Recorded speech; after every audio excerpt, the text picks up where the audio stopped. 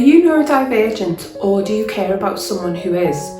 You may or may not have heard about rejection sensitivity dysphoria. Today we're going to be talking about that from the perspective of the neurodivergent person and also from the perspective of those who care about the neurodivergent person.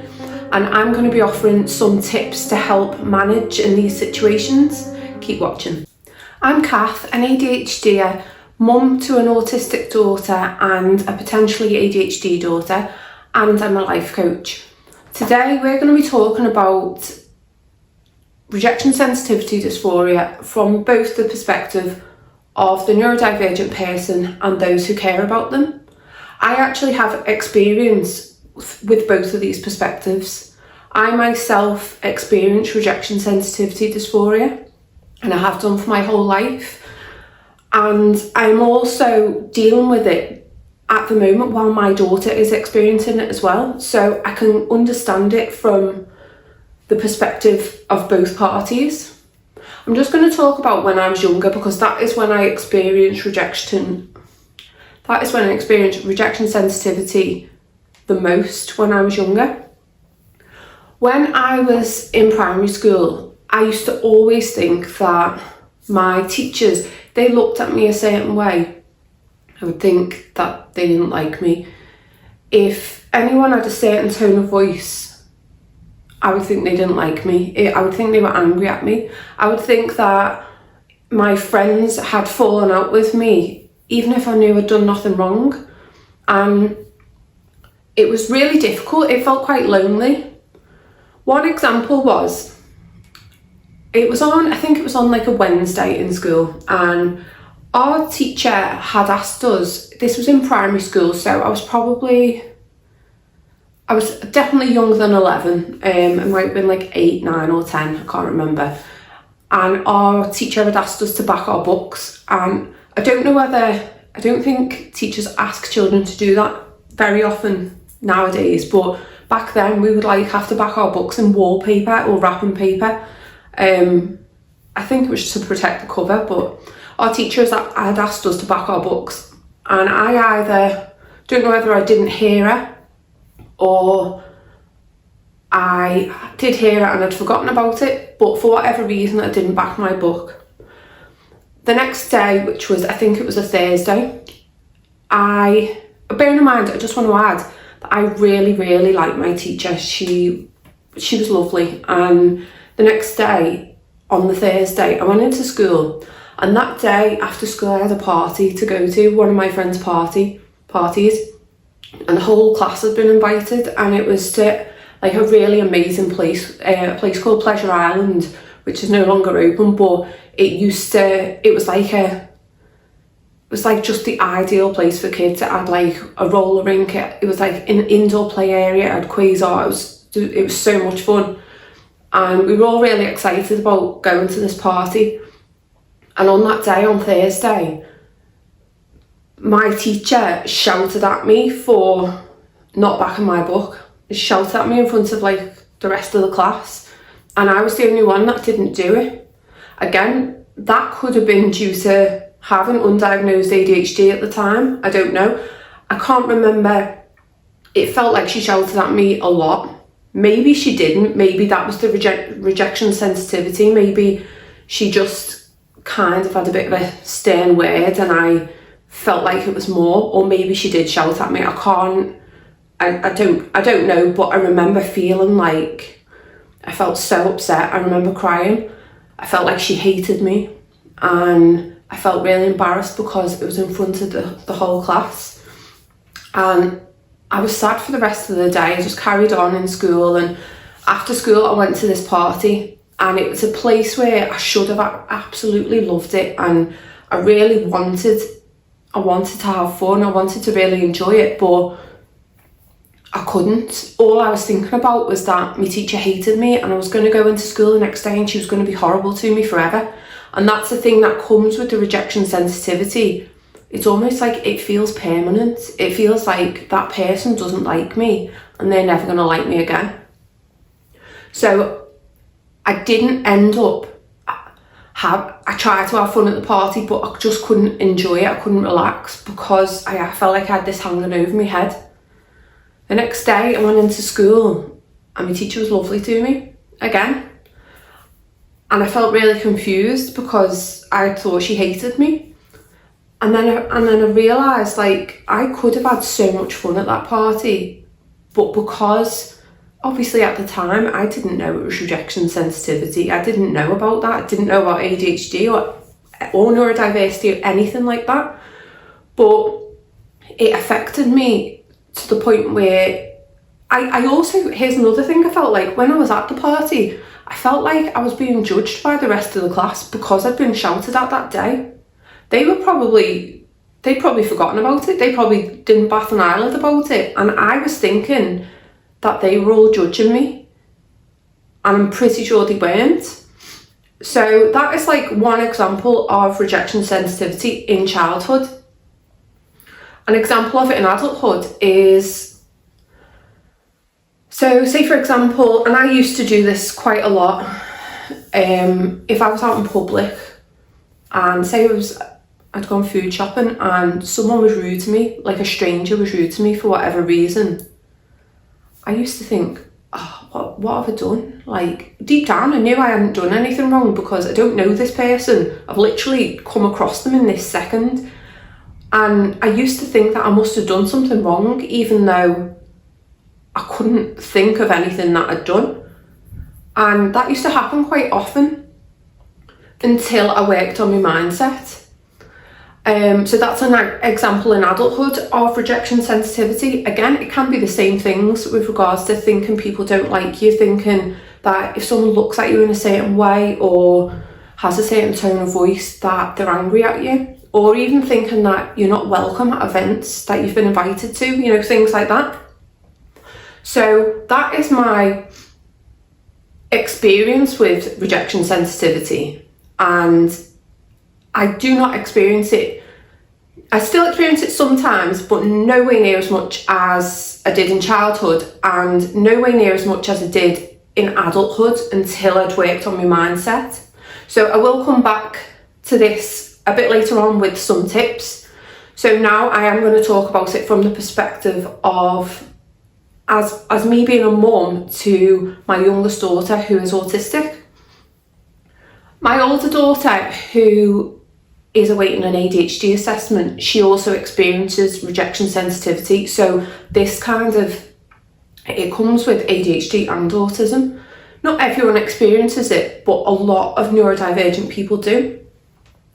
So I'm going to focus more on the things I deal with daily with my youngest daughter.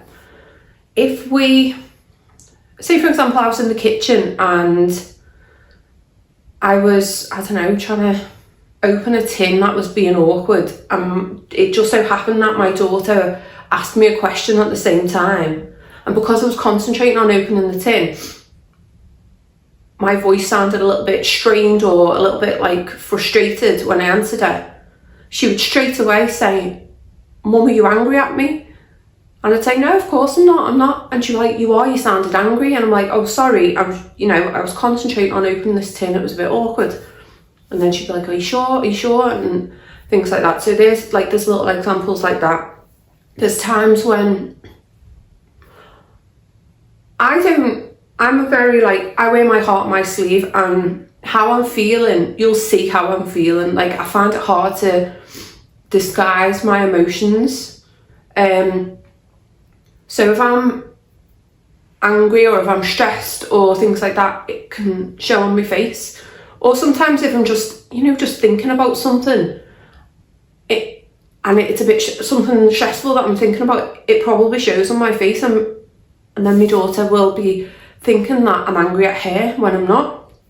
And I always say to her, there's a lot of times she doesn't believe me that I'm not angry at her, and I'll say, I promise you I'm not angry at you. I would tell you if I was.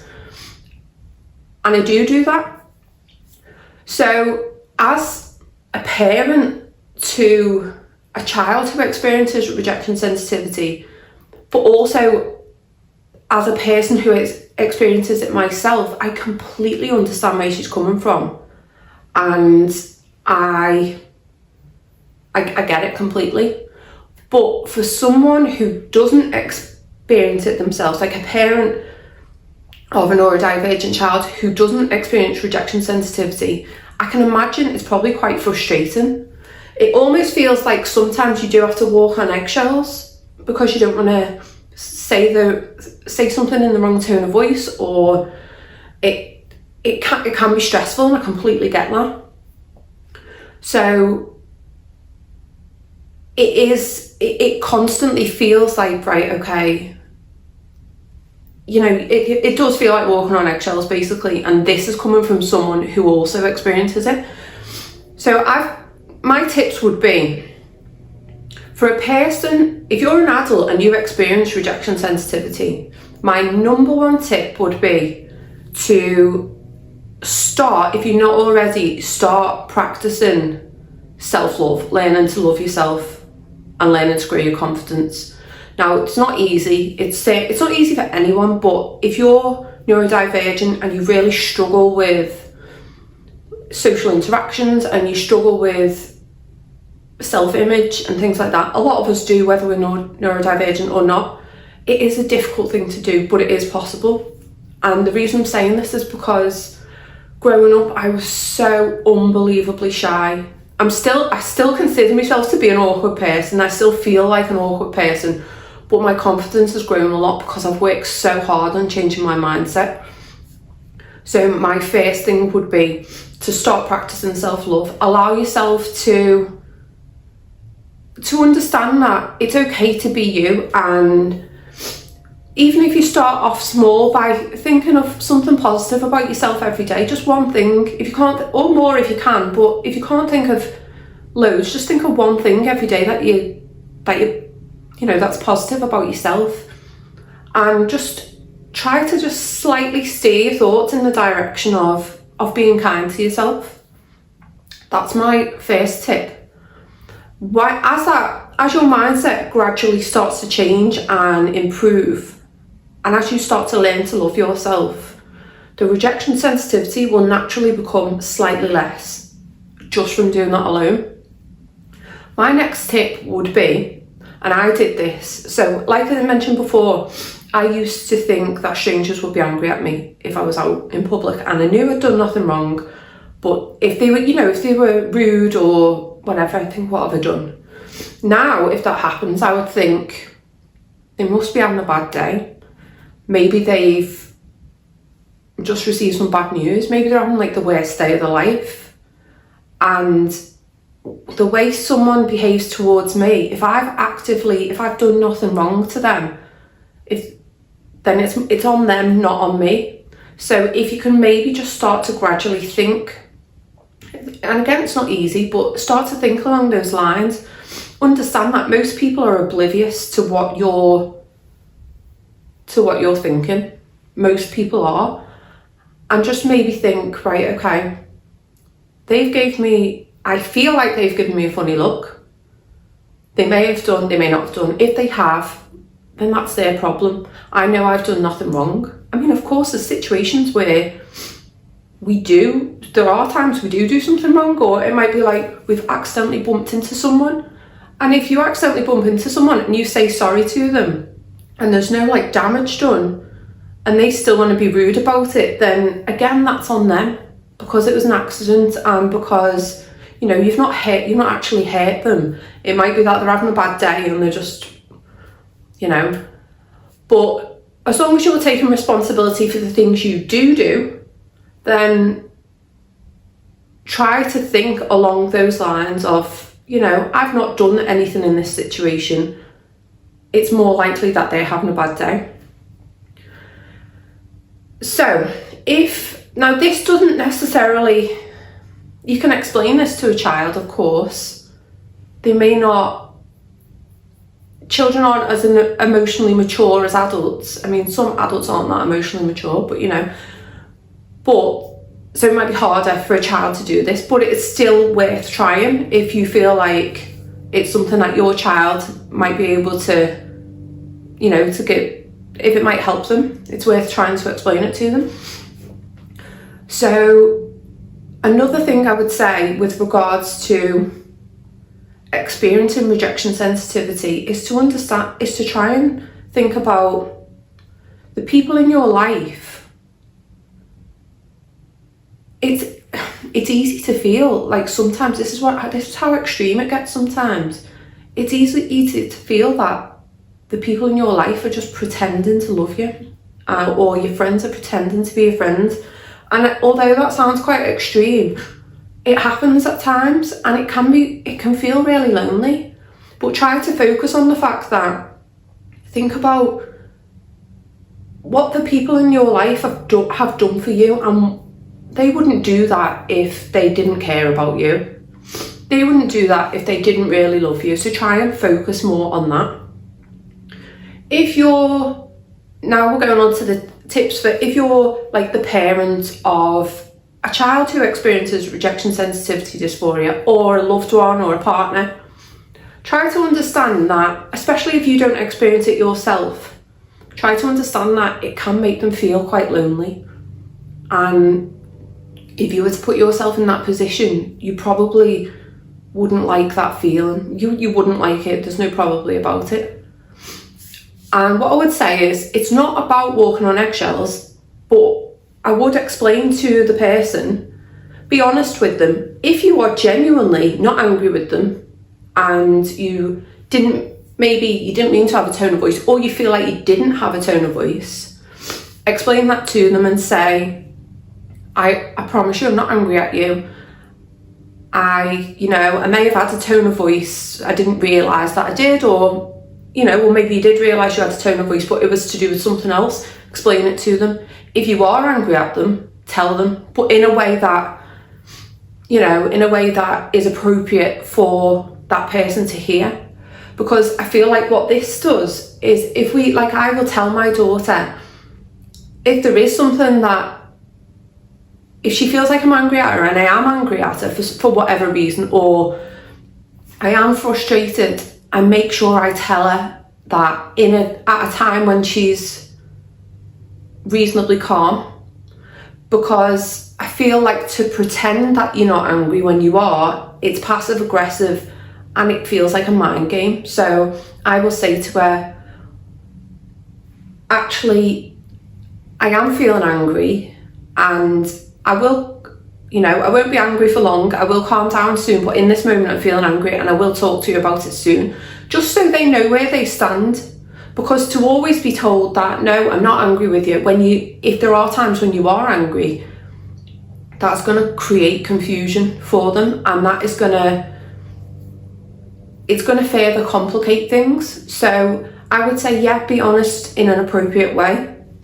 If the person you love is in the middle of having a meltdown, that's probably not the best time to say it. Wait until they've calmed down, wait until they're in a calm headspace where you can say, okay, before I was feeling angry, and I am feeling calm about it now. Obviously wait until you've calmed down, because we're all human, and there are times when we feel like exploding with anger. And especially as a parent of a neurodivergent child, we do have to we have to learn patience. We have to learn to manage our emotions to be able to handle situations appropriately. So they would be my tips for handling rejection sensitivity. But it is, I don't know exactly why, but it is a normal part of neurodivergency. It kind of comes hand in hand with ADHD and autism in particular. So I hope this video has been helpful for you. If it has, please like and subscribe. Thank you.